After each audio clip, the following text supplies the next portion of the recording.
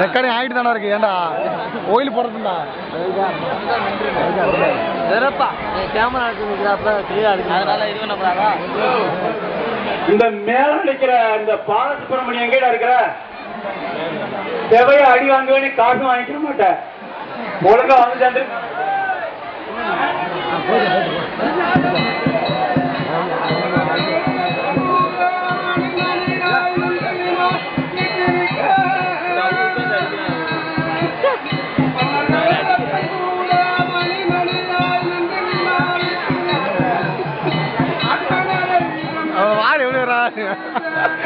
அவர் பாரு எப்படி வராது.